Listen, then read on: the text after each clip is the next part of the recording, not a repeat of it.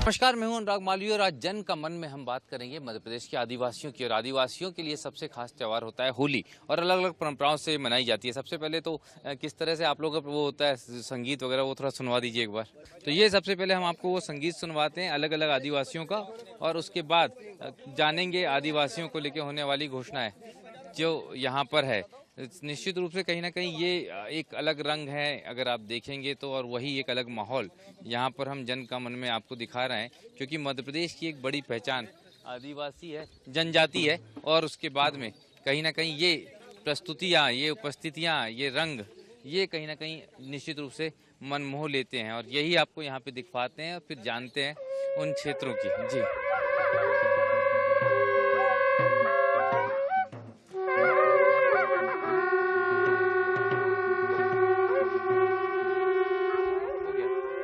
ठीक है। तो ये आदिवासी जो हैं, आप इनकी समस्याएं जो वो आप लोग जो रह रहे हैं, तो किस तरह की परिस्थितियां यहाँ पर हैं और क्या क्या आप लोग की विशेष समस्याएं रही हैं? सर ये ठीक है सर, हमारे क्षेत्र में आदिवासियों का जो रीति रिवाज है सर, बरसात में डंडा नाचते हैं सर। इसके बाद में होली का त्योहार आता है, 7 दिन तक 10 दिन तक लड़कियाँ ये इकट्ठा करते हैं गांव से पूरे। उसके बाद सर हम लोग एकत्र होकर और पूरे गांव वाले होली जलाते हैं सर। अच्छा, वैसे आपके स्थानीय स्तर पर देखिए तो आदिवासियों के लिए व्यवस्थाएं क्या है, समस्याएं क्या है? समस्या तो बहुत बड़े सर, हमारे क्षेत्रों में कई बिजलियाँ की भी समस्या है, रोडों की भी समस्या है सर। सारी समस्या हमारे क्षेत्रों में। अच्छा, बिजली और उसकी समस्याएं हैं। अच्छा, ये जो आप लोग कलाकार हैं, तो कलाकारों के लिए कुछ अलग से व्यवस्थाएं हो रही हैं कि नहीं हो रही हैं? अभी नहीं हो रही है, अभी नहीं हो रहा है कोई व्यवस्था नहीं? नहीं सर, कोई व्यवस्था नहीं हो रही सर। जी, इतनी अच्छी अच्छी प्रस्तुतियाँ देते हैं। कुछ आप लोगों की आदिवासी की जो प्रस्तुतियाँ होती हैं, वो उन प्रस्तुतियों के प्रेजेंटेशन के लिए आप लोगों को जब बुलाया जाता है तो कुछ किस तरह से रहता है? कितना आप लोगों को मान सम्मान मिल रहा है आजकल? कुछ नहीं मिलता सर, मान सम्मान देहात में। अच्छा जी, तो ये एक वर्ग है जिनको हमने बात की। ऐसे अलग अलग वर्ग के आदिवासी यहाँ मौजूद हैं, हम सबसे बात करेंगे। जो अलग अलग जाति वर्ग के आदिवासी हैं उनसे हम लगातार यहाँ पर बात कर रहे हैं। कहाँ से आए आप लोग? ये कहाँ पर है आपका क्षेत्र? इधर आगे, बैतूल के आगे। बैतूल के आगे। तो ये वो आदिवासी हैं जिनसे हम बात कर रहे हैं। कहाँ के रहने वाले हैं आप? होशंगाबाद जिला के। कौन से क्षेत्र के? इधर पूरे उरेन से उस पार के। अच्छा, तो सातपुरा पंचायत। अच्छा, आदिवासी हैं आप भी? हाँ, आदिवासी कोरकू है। अच्छा, कोरकू हैं। तो कोरकू लोगों की क्या स्थिति है मध्य प्रदेश में? कितनी व्यवस्थाएं उनके लिए हो रही हैं? क्या जरूरतें हैं आप लोगों की? व्यवस्था तो कुछ नहीं है अभी, हमारे क्षेत्र है क्या है, पूर्व ब्रांच के उस पार है। अच्छा। तो उधर कोई गिनती नहीं है हमारे पूर्व ब्रांच के उस पार। अच्छा। हम वैसे ही है, कोई काम धंधा भी नहीं है हमारे इधर क्षेत्र में। हाँ। तो कैसे जीवन चलता है, घर बार कैसे चलता है? वह थोड़े थोड़े किसानी है। हाँ। इतनी सारी योजनाएं जो आदिवासियों की चल रही हैं, उनका लाभ कुछ मिल रहा है? नहीं, अभी तो मेरे को तो मकान जब भी नहीं मिला। नहीं मिला, कुछ नहीं है। आपका जुन्नार देव से आए? जी सर, जुन्नार देव से। कौन से समाज से हैं आप आदिवासियों में? हम आदिवासी है। तो आदिवासियों में कौन सा समाज है? कोरकू है, गोंड, क्या मतलब आदिवासी है। आदिवासी। अच्छा, तो क्या कौन से गांव में रहते हैं जुन्नार देव के? ढाव चिकटबर्री पंचायत, ग्राम पंचायत चिकटबर्री, तहसील जुन्नार देव, जिला छिंदवाड़ा का सर। कैसी व्यवस्थाएं हैं वहाँ पे? गांव की क्या स्थिति है आदिवासियों के? गांव का आदिवासी का स्थिति अच्छा है सर, अभी तो कोई दिक्कत जी है सर। कौन कौन सी योजनाओं का लाभ आप लोगों को मिलता है? हम लोगों को जिनने जंगल निकाला पट्टा आदिवासी के लिए, और उनको मेड़बंदी दे चुका है, कुआं दे चुका है, कापिल धारा। और जिसके पास मकान नहीं है उसको मकान गवर्नमेंट दे रहा है सर। हाँ, पूरा सुविधा है अपने यहाँ। आप कहाँ से आए हैं? चिचोली नसीराबाद से। अच्छा, कौन से समाज से हैं? आदिवासी। आदिवासी में भी अलग अलग होते हैं? नहीं तो हम 80 उम्र है ना। अच्छा, ओके। तो ये बताइए कि किस तरह से आप लोगों के लिए व्यवस्थाएं हैं, क्या है, क्या जरूरतें हैं, कुछ समस्याएं भी हैं क्या? जरूरत है तो खैर इंदिरा आवास से कुछ मकान बन रहे हैं, पर मेयर बनाना हमारे यहाँ नहीं हो पाया है जी, इतना वो नहीं हुआ है। और जो दूसरी योजनाएं आदिवासियों की, इलाज वगैरह कैसा होता है? इलाज के लिए तो सर अभी इलाज के लिए हम आते हैं, वैसे मैडम अपने आंगनवाड़ी में, वही जो थोड़ा बहुत हो जाता है। जी भाई साहब, क्या स्थिति है आदिवासियों की प्रदेश में? कैसी समस्याएं, क्या व्यवस्थाएं? समस्या तो हमारी इधर ये है सर, कभी हमारी वनग्राम पड़ जाता है जी। वहाँ जो है पक्की में रोड नहीं बन पा रहा है। अच्छा, यही दिक्कत है सर, बाकी तो सब ठीक है। कौन सा गांव है? पट्टे वट्टे भी कई लोगों का अभी बन रहा है, कई लोगों का बाकी बचा है सर। हमारे गांव का नाम है केसली भिलवानी, तहसील बिछिया है। जी, तो ये है बहुत समस्या है। पट्टे में क्या समस्या है? वन अधिकार वाला, अच्छा, जमीन वाला वन अधिकार वाला पट्टा नहीं मिल रहा है। जी नहीं मिला है हमारा। उसमें बड़ा दिक्कत है। उसमें किसान सम्मान निधि भी नहीं मिलता है और मुख्यमंत्री सम्मान निधि भी नहीं मिलता है और मेड़बंधान के लिए नक्शा खसरा भी नहीं मिलता है। तो दिक्कत कहाँ से आ रही? तहसील में दिक्कत आ रही कहाँ है? तहसील से यहीं से ऊपर से आ रही है ऊपर से ही आ रही जी। वन विभाग वाले नहीं देते है, हैं वन विभाग वाले। जी। तो ये अलग अलग जो लोग हैं आदिवासी समाज के, उनसे हम यहाँ पर बात कर रहे हैं, जो आदिवासी महिलाएं हैं। कहाँ से आए हैं आप? मंडला जिले से। मंडला जिले से आए हैं।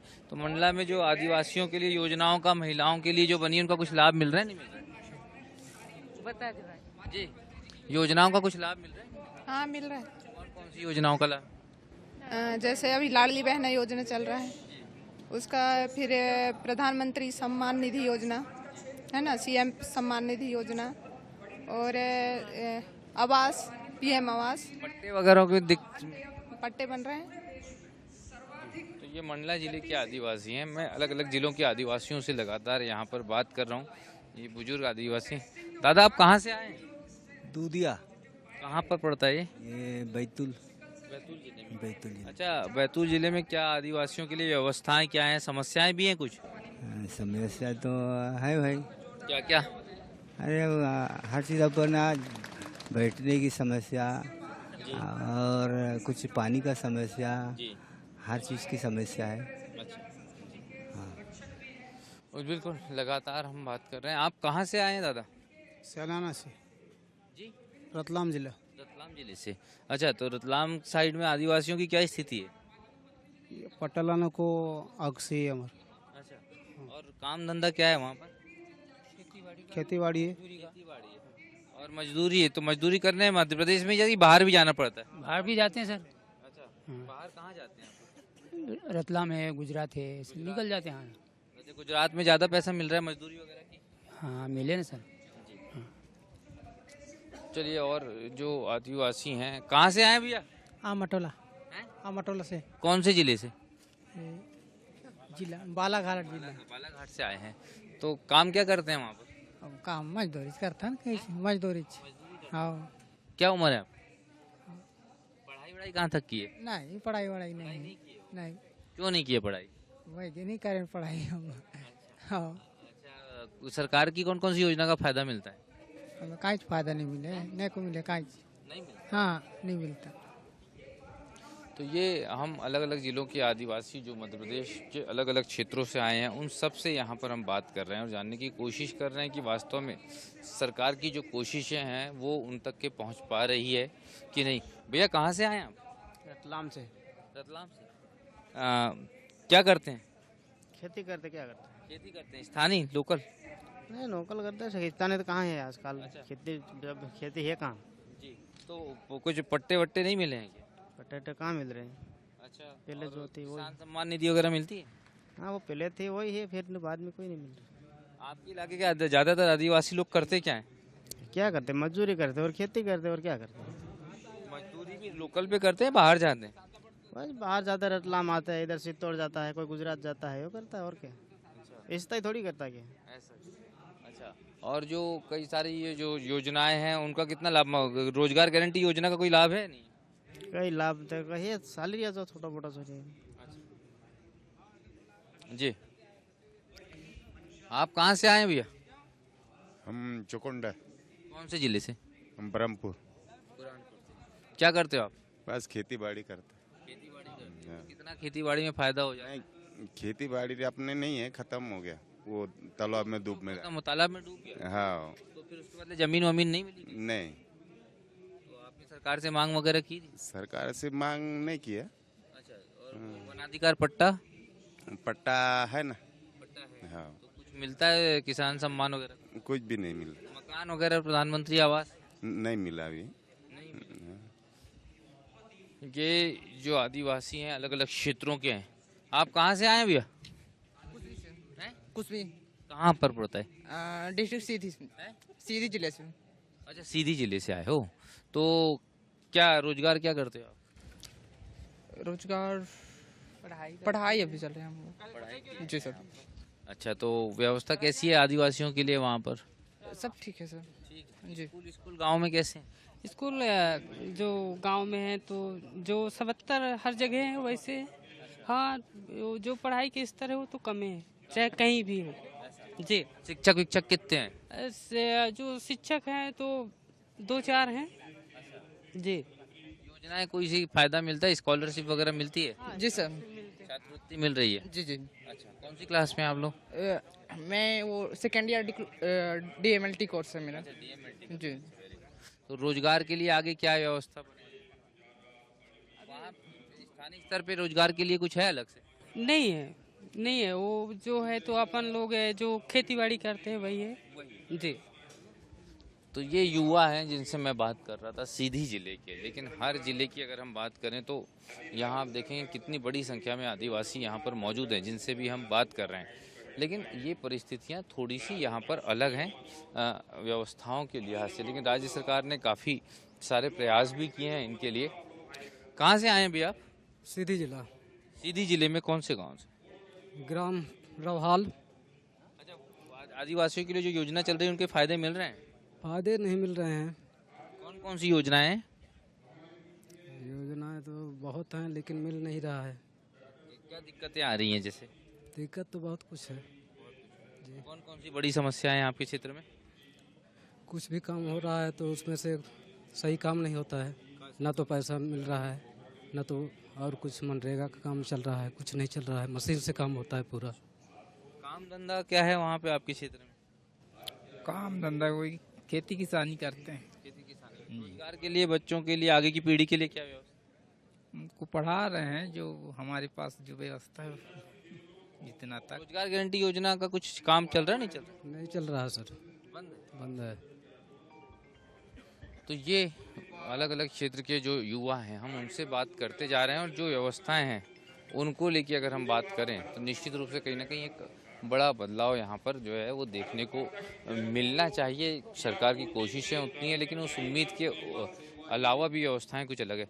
कहाँ से हैं आप? नर्मदापुरम से। नर्मदापुरम से। नर्मदापुरम में कहाँ से? डोब जिन्ना कौन से समाज से आप? समाज है कोरकू।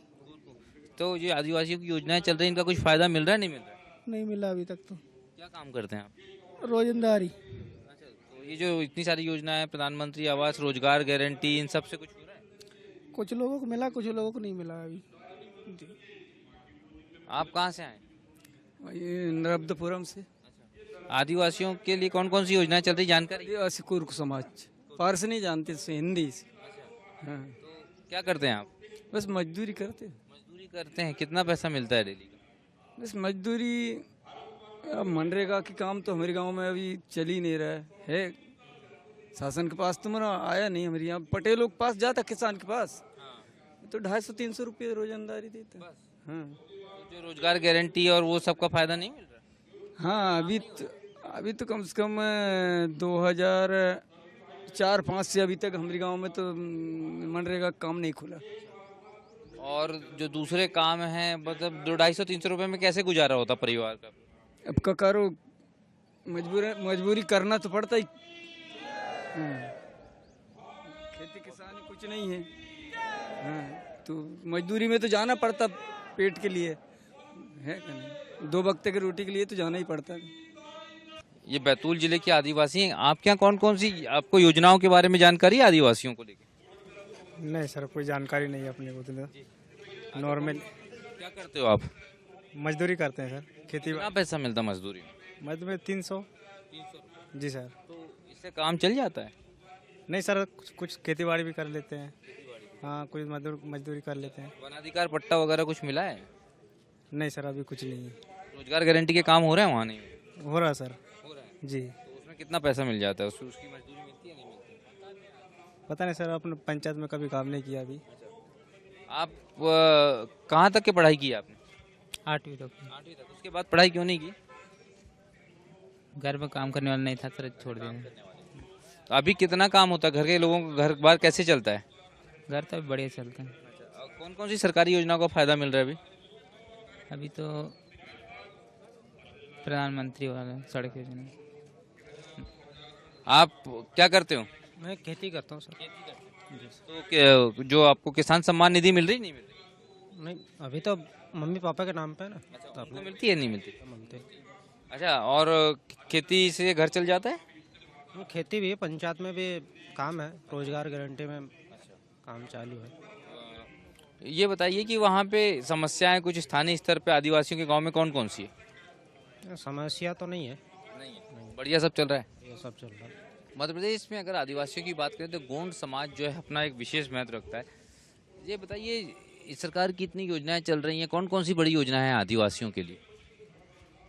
आदिवासियों के लिए अभी निचले धरातल पे हम देखते हैं तो अभी मध्य प्रदेश में जो पेशा कानून लागू हुआ 2022 में, पेशा के नियम अभी धीरे धीरे जमीनी स्तर पे इम्प्लीमेंट हो रहे हैं और ग्राम सभा भी सशक्त हो रही है। ग्राम सभा के माध्यम से अभी मध्य प्रदेश के जो जनजाति 89 ब्लॉक जो हैं पेशा के, वो अपने अधिकारों को धीरे धीरे जान पा रहे हैं। जो ग्राम पंचायत के विस्तार की जो बात कही गई है उसमें कि ग्राम सभा जो निर्णय करेगी, जो प्रस्ताव देगी, उस प्रस्ताव के आधार पे ग्राम पंचायत क्रियान्वयन करेगी, उस दिशा पे मध्य प्रदेश धीरे धीरे अभी आगे बढ़ रहा है। अच्छा, ये बताइए, इतनी सारी योजनाएं हैं लेकिन मैं देख रहा हूँ ना आदिवासी बहुत शिक्षित हो पा रहा है अभी भी, और बहुत रोजगार को लेके भी 250-300 रुपये मजदूरी कर रहा है, ऐसा क्यों हो रहा है? मध्य प्रदेश सरकार की योजनाएं तो बहुत चल रही है, लेकिन अगर मैं ग्राउंड रियलिटी की अगर मैं कहीं बात करूं, कहीं ना कहीं ग्राउंड में पब्लिक और प्रशासन की जो कम्युनिकेशन होना चाहिए वो कहीं ना कहीं कम है। प्रशासनिक इच्छा शक्ति होनी चाहिए, योजनाओं के कितना अच्छा हम क्रियान्वयन जमीनी स्तर पर कर सकते हैं, क्योंकि सरकार तो अनेक योजनाएं बनाती है लेकिन उसके मुख्य भूमिका जो प्रशासनिक ढांचे पे वो जो बैठे पदाधिकारी हैं उनकी भूमिका होती है। उनकी कितनी उनकी कितनी इच्छा शक्ति है वो उस पर डिपेंड करता है कि ग्रामीण क्षेत्र में जनजातियों के विकास और उनकी योजनाओं को कितना हम पहुंचा सकते हैं ज़मीन पे। ये भाई साहब, जो अधिकारियों की बात करते हैं, कितना व्यवहार उनका ठीक है आदिवासियों के साथ, क्योंकि बहुत कम उसमें पढ़ा लिखा होता है? देखिए, जब से शासन व्यवस्था मध्य प्रदेश या पूरे भारतवर्ष में लागू हुई है तब से एक अधिकारी वर्ग का एक अपना एक स्वभाव रहता है काम करने का। निश्चित रूप से आपका कहना सही है कि जनजाति वर्ग प्रारंभ से ही एक ऐसा वर्ग रहा है जिसका एक सामाजिक विचारधारा में या सामाजिक धारा में उसका योगदान बहुत कम रहा है। तो कहीं ना कहीं एक अधिकारी और जनजाति समुदाय के बीच में कहीं एक दूरियां पहले से कुछ कम हुई है। ऐसा नहीं है कि आपका कहना है कि अधिकारियों का उनके प्रति व्यवहार रूखा रहता है, लेकिन ये जो कम्युनिकेशन अभी हो रहा है तो उससे काफ़ी कुछ अंतर आया है, लेकिन अभी भी कुछ और काम करना बाकी है। जमीनी स्तर पे आर्थिक रूप से कितना सुधार देख रहे हैं आप आदिवासियों की स्थिति में? मेरे ख्याल से आज़ादी के 1947 से लेकर के 2025 तक एक बहुत बड़ा अंतर आया है भारत में। और 1952 के बाद में, 56 के बाद में जब मध्य प्रदेश बना, तब जनजाति समुदाय की जो स्थिति थी और आज हम जो स्थिति देख रहे हैं, इसमें एक बहुत बड़ा अंतर आया है।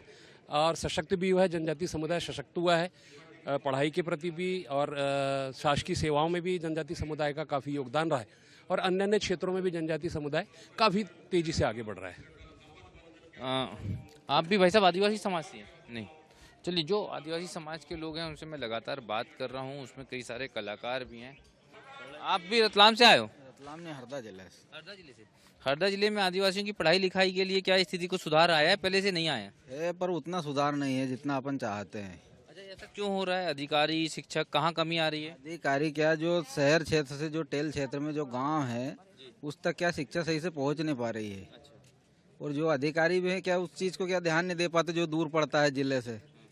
जिले के जो नज़दीक गांव है उसमें तो प्राप्त शिक्षा मिलती है, पर जो थोड़ा टेल क्षेत्र में उसमें शिक्षा में बहुत दिक्कत आती है। और ख़ास करके क्या है, जो आदिवासी क्षेत्र हैं उन्हीं क्षेत्र में ज़्यादा दिक्कत है। आदिवासी क्षेत्र में बहुत सारी दिक्कतें हैं, लेकिन हम आपको बताते हैं मध्य प्रदेश सरकार ने कौन सी बड़ी स्कीम शुरू की है और एक नया ऐलान भी किया है कि अब आदिवासियों के जो अलग अलग देवी देवता हैं, पूजन पाठ के स्थान हैं, जो आदिवासियों के देव स्थल होते हैं, ये तो सब जगह बड़े विशेष बड़ा महत्व होता है। अभी कितने मंदिर या अलग से बने हुए हैं या अच्छा जिनका ढांचा हो? मैंने देखा कि हर जगह एक झंडा और कुछ एक निशान के अलावा ज़्यादा कुछ दिखता नहीं है अभी। जी, ये बिल्कुल आपने सही कहा, क्योंकि जनजातियों की परंपरा है, वो प्रकृति को मानने वाला समाज है। वो पेड़ को ही अपना भगवान मानकर, जंगल को ही देवता के रूप में पूजते हुए अपना जीवन को आत्मसात करते हुए जीवन यापन करने वाला एक समाज है। इसलिए अभी तक कहीं पे भी हम बड़े बड़े मंदिरों की बात करते हैं तो जनजातियों के जो देवी देवता हैं वो कभी मंदिरों में उनको सजोया नहीं रखा, वो हमेशा प्रकृति के बीच में खुला ही उसको रखा गया। तो इसलिए अभी धीरे धीरे सरकार ने भी प्रयास किया है कि जनजातियों के, जैसा आज के इस कार्यक्रम में मुख्यमंत्री जी ने कहा कि देवलोक की स्थापना करना, मतलब ये बहुत एक अच्छा प्रयास है मध्य प्रदेश सरकार का कि जनजातियों के धर्म संस्कृति, उनके आध्यात्मिक को बढ़ावा देने के लिए इतना अच्छा कार्य अभी मध्य प्रदेश में हो रहा है। इसके लिए भी हम माननीय मुख्यमंत्री जी और मध्य प्रदेश सरकार को बधाई देंगे। मैं एक विषय जो मध्य प्रदेश भारत सरकार ने एक 2006 में वन कानून लेकर आया था, जिसमें उसमें कहा गया कि जिस गांव में रहने वाला जो जनजातीय समाज, उसका पारंपरिक जो सीमा है, पारंपरिक सीमा का जंगल का अधिकार उनको मिलना चाहिए। 2006 में एक कानून तो बना, लेकिन हम ग्राउंड की रियलिटी देखते हैं कि बहुत से ऐसे अभी पेशा के कानून आने के बाद बहुत से गांव में जनजातियों के द्वारा सामुदायिक वनाधिकार के प्राप्त के लिए प्रशासन को दावे भी दे रहे हैं, लेकिन कहीं ना कहीं प्रशासन और फॉरेस्ट की इच्छा शक्ति नहीं होने के कारण उनको सामुदायिक वनाधिकार का पट्टा उनको नहीं मिल पा रहा है। ये मुझे लगता है कि इसको उच्च स्तर पे ये कम्युनिकेशन होना चाहिए और सरकार भी इसमें विशेष ध्यान देना चाहिए और प्रशासन को इसमें कड़क एक रुख रवैया अपनाना चाहिए कि इस कानून ने जो अधिकार दिया है जनजातियों को वास्तव में उनको मिलना चाहिए। जब ये अधिकार मिल जाएंगे, वास्तव में मैं भी बताना चाहूँगा कि जनजातियों के आर्थिक हम बात करते हैं उनकी वृद्धि की, तो वास्तव में जंगल का अधिकार मिलेगा। जब प्रबंधन स्वयं करेगा तो एक उसका रोजगार का भी अवसर एक उनको मिलेगा, निश्चित है। लेकिन इसलिए भी मैं सरकार से कहूँगा कि सामुदायिक वन अधिकार के लिए विशेष मध्य प्रदेश में पहल करनी चाहिए, जिससे जनजातियों को उनका अधिकार मिलना चाहिए।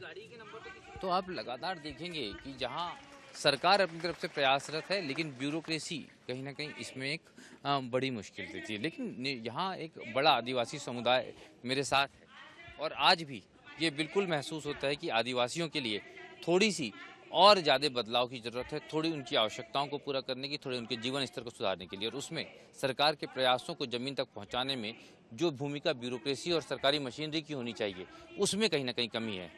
इसी उम्मीद के साथ कि ये बदलाव ज़रूर होगा। मुझे दीजिए इजाज़त। नमस्कार, धन्यवाद।